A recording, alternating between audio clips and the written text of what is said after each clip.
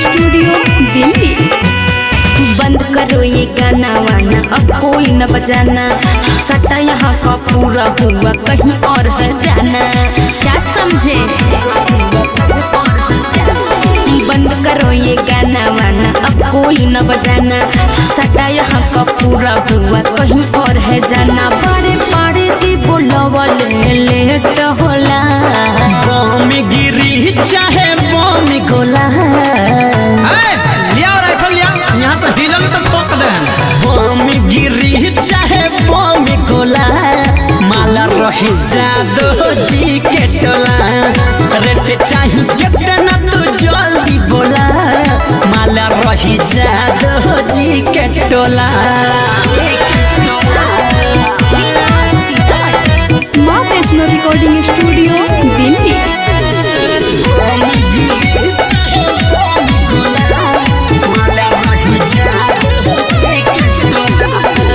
आवत बारात बात साच ह, एगो गाना औरी पनाच हो। अरे अब जाए दलो ना, के नहीं हिला तारू, अब तो हम आईनी हम। आवत बारात बात साच हो, एगो गाना औरी पनाच हो। इज्जत के बात न जाए, कोई खून खराबा। हिला भूत मार दी है गोली, ठोड़ी में बुढ़ऊ बाबा। खुशी के बाजो हर जोहनी खोला। बम गिरी चाहे बम गोला, है आतरे आहिया नाच। बम गिरी चाहे बम गोला, माला रही जादो जी के ही टोला। रेट चाहिए कितना तू जल्दी बोला, माले रही जादो जी के टोला। माला रही जादो जी के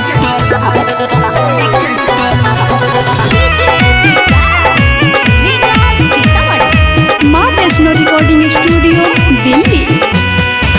करत हुई है इंतजार हो। तुरले बारू चौकी लागी डर हो। अच्छा ना भब्बा, देखत न बारू पकड़ में बड़ा। करत हुई है इंतजार हो। तुरले बारू चौकी लागी डर हो। कदम भर पाई कबू आके दोसर बेरा। आज न जाए दे हम, चला शशि लाल के डेढ़ा। बाबू रसिक पर भगना बुझा भोला। बम गिरी चाहे बम गोला, हिला लो आपकी तो देख ली हम।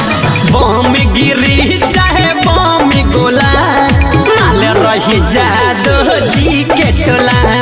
रेट चाहिए कितना तू जल्दी बोला, माले रही जादो जी के टोला। बंद करो ये गाना वाना, अब कोई न बजाना। सटा यहाँ का पूरा हुआ, कहीं और है जाना। बड़े बड़े जी बोलवले लेट होला।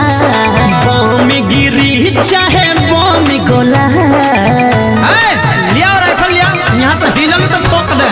बम गिरी चाहे बम गोला, माला रही जादो जी के टोला। रेट चाहिए कितना तू जल्दी बोला, माला रही जादो जी के टोला।